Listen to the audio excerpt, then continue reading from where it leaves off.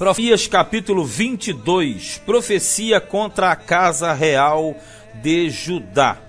Assim diz o Senhor: desce à casa do rei de Judá e anuncia ali esta palavra. No caso, descer à casa do rei, o rei era justamente o sentido de que o profeta se encontrava no recinto do templo. Aí você deve entender que o templo, na verdade, ele tinha pavimentos, né? Então, descer a casa do rei, no caso a casa real, era justamente passar para o palácio que era anexo. Você deve lembrar que o Salomão, ele fez o palácio colado no templo. Então, descer a casa do rei quer dizer passar para a construção ao lado. E aí diz assim: anuncia ali esta palavra, e diz: ouve a palavra do Senhor, ó rei de Judá, que te assentas no trono de Davi, tu e os teus servos e o teu povo que entrais por estas portas. Quer dizer, que entram e saem dioturnamente por essas portas, ou seja, pelas entradas de Jerusalém. As entradas que na verdade simbolizavam a cidade pacífica, a cidade da paz. Assim diz o Senhor: exercei o juízo e a justiça e livrai o expoliado da mão do opressor. O expoliado é o saqueado, né? E não oprimais ao estrangeiro, nem ao órfão, nem à viúva.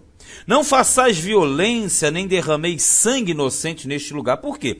Na verdade, essas práticas, elas eram condenadas a abandonar o estrangeiro, o órfão, a viúva e etc. 4. Porque se deveras cumprirdes esta palavra, ou se certamente fizerdes, entrarão pelas portas desta casa os reis que se assentarão no lugar de Davi sobre o seu trono, em carros e montados em cavalos, eles e os seus servos e o seu povo. Mas se não derdes ouvidos a estas palavras, por mim mesmo tenho jurado, diz o Senhor, que esta casa se tornará em assolação. O que ele está dizendo aqui, resumindo, é que se a casa de Davi fosse uma casa fiel, nunca faltaria rei sobre o trono. Mas o rei tinha que fazer justiça e juízo, tinha que livrar a mão do opressor, o expoliado, tinha que julgar a causa das viúvas, dos órfãos, do estrangeiro, do pobre, etc. Não estavam fazendo. Então, por isso que a maldição vinha sobre aquele reino. Porque assim diz o Senhor acerca da casa do rei de Judá: tu és para mim Gileade e a cabeça do Líbano, mas por certo que farei de ti um deserto e cidades desabitadas. Quando ele fala que Judá era Gileade, a cabeça do Líbano, porque o Líbano era símbolo de lugar bonito. O Líbano era símbolo de lugar de arvoredos, de uma visão muito bonita. Era símbolo de esplendor e abundância, assim como Gileade também, porque Gileade tinha os bálsamos, os perfumes, né? Ali você tinha o símbolo de tudo que era bonito e cheiroso, no caso o cedro do Líbano, com os ungüentos de Gileade. Então, na verdade, aqui ele está dizendo: olha, vocês são para mim tudo isso, mas eu vou ter que desampará-los, porque ainda que vocês sejam algo bom para mim, o Senhor, pela transgressão, vocês devem ser corrigidos, porque prepararei contra ti destruidores, cada um com as suas armas, e cortarão os teus cedros escolhidos e lançá-los-ão no fogo. E muitas nações passarão por esta cidade, e dirá cada um ao seu companheiro: por que procedeu o Senhor assim com esta grande cidade? Então responderão: porque deixaram o conserto do Senhor, seu Deus, e se inclinaram diante de deuses alheios e os serviram. Então, na verdade, o quadro mostra que eles enfrentariam um momento muito difícil, e que as nações que pisariam naquilo ali, os domínios mundiais seriam isso, essas nações seriam, não são essas nações, porque nós ainda vivemos esse período, né? Então ali eles passariam e eles ficariam de boca aberta. E aí a resposta seria: isso aí é porque eles deixaram Deus verdadeiro e passaram a servir deuses falsos. 10. Não choreis o morto, nem o lastimeis. Chorai abundantemente aquele que sai, porque nunca mais tornará, nem verá a terra onde nasceu. Aqui na questão de não chorar prantear o morto, é porque você sabe que quando morria uma pessoa, eles faziam a lástima, né? Um choro, aquela questão toda. Só que ele está dizendo aqui: não chora por esses não.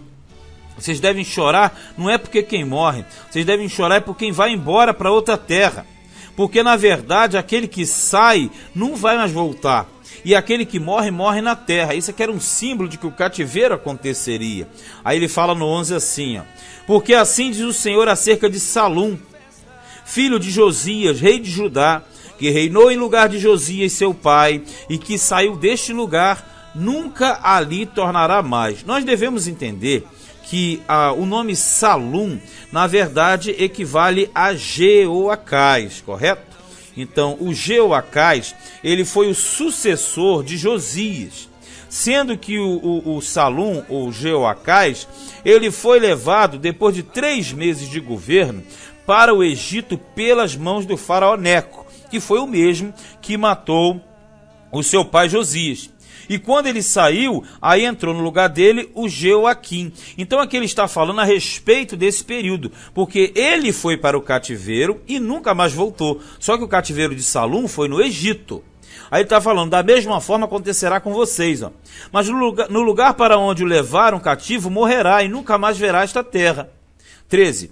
Ai daquele que edifica a sua casa com injustiça e os seus aposentos sem direito, que serve do serviço do seu próximo sem paga e não lhe dá o salário do seu trabalho. Veja bem, a lei era clara: digno é o obreiro do salário, digno é aquele que trabalhou de receber, não retenhais o dinheiro, do jornaleiro. Ou seja, a lei de Deus era clara a respeito das obrigações trabalhistas. E aqui no caso, você já tem um governo futuro. Esse governo futuro foi o de Jeoaquim, que também foi um déspota.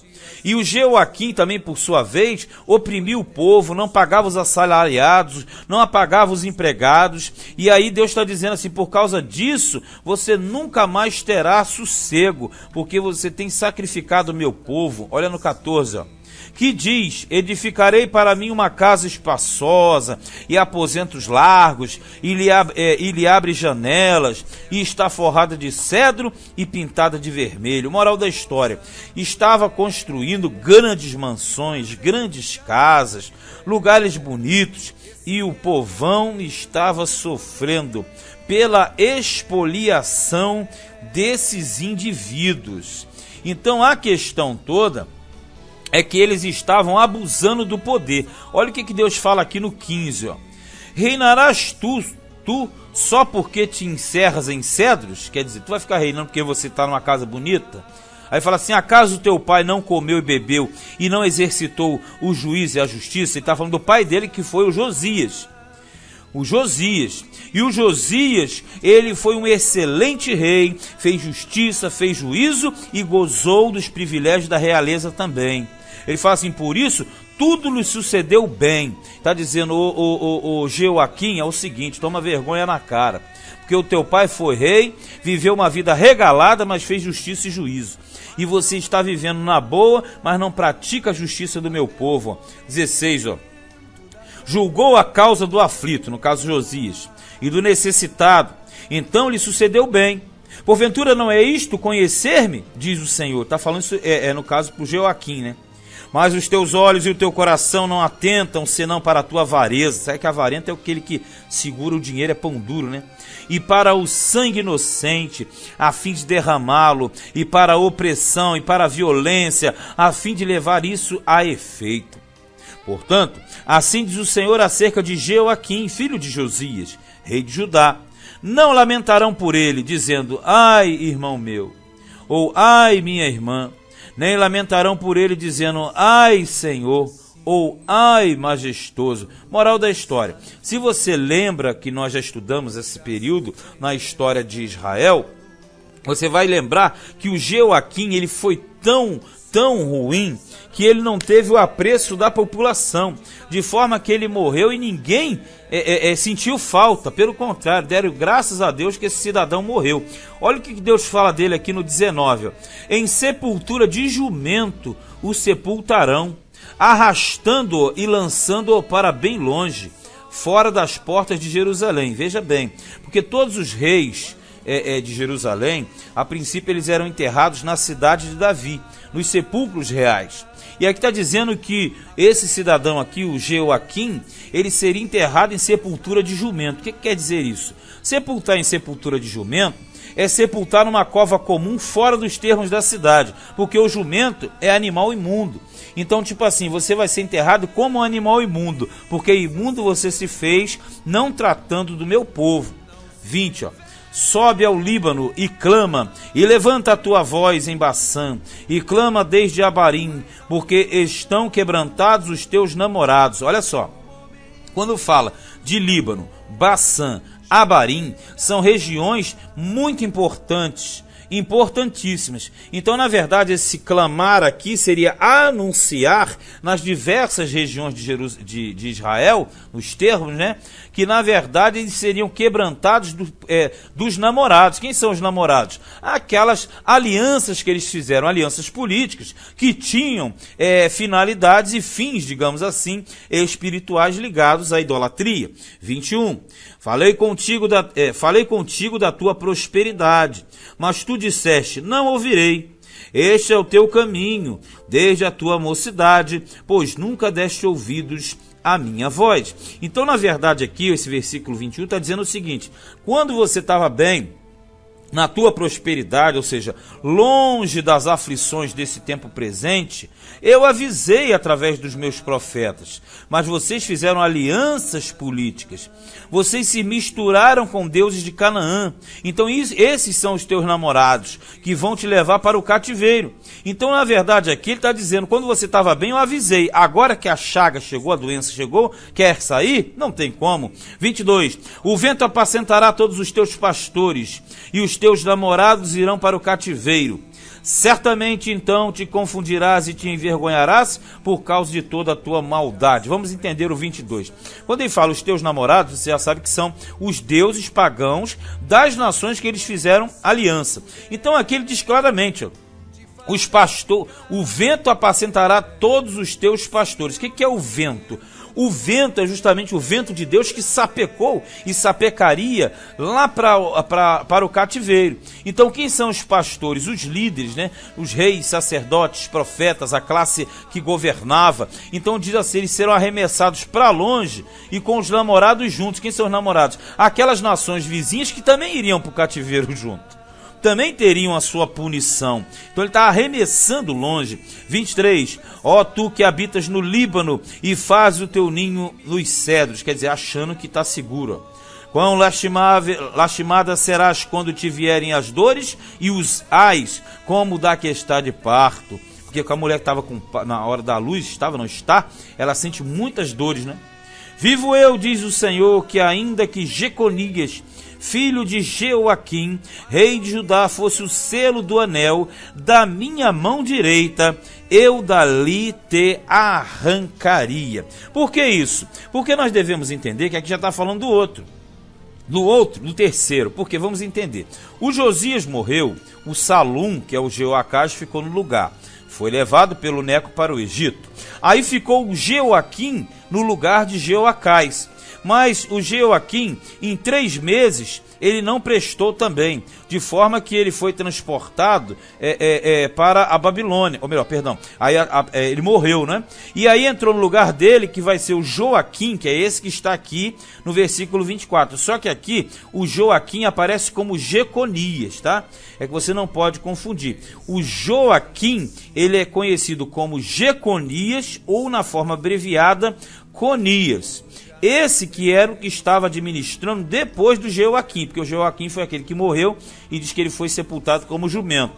Aí Deus está dizendo aqui o seguinte, o Senhor, se esse cara aqui, o Jeoaquim, que é o selo, né, dele, porque é o representante, ele disse, se ele fosse o meu anel da mão direita, e você tem que entender que isso aqui é uma linguagem, é um antropomorfismo, né?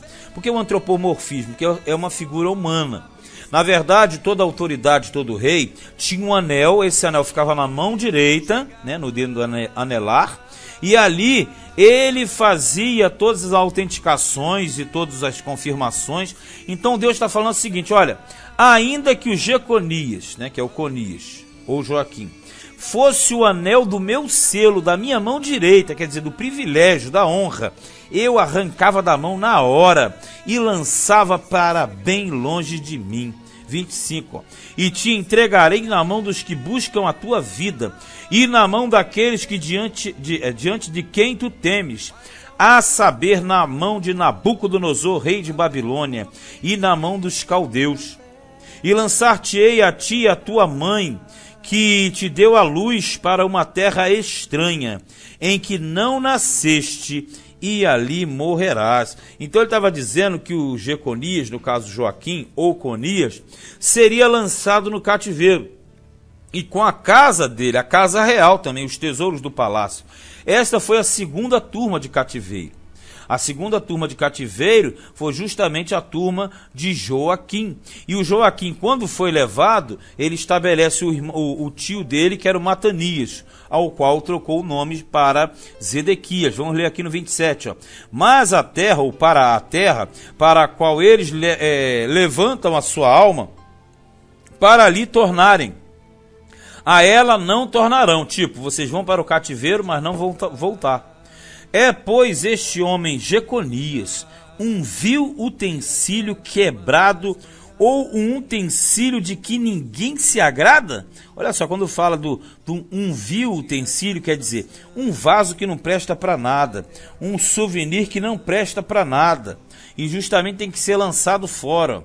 Aí ele fala, por que razão foram arremessados fora, ele e a sua geração, e arrojados para uma terra que não conhecem? Quer dizer, eles foram lançados para a terra de Babilônia. Ó terra, terra, terra, está falando no sentido do sofrimento, né?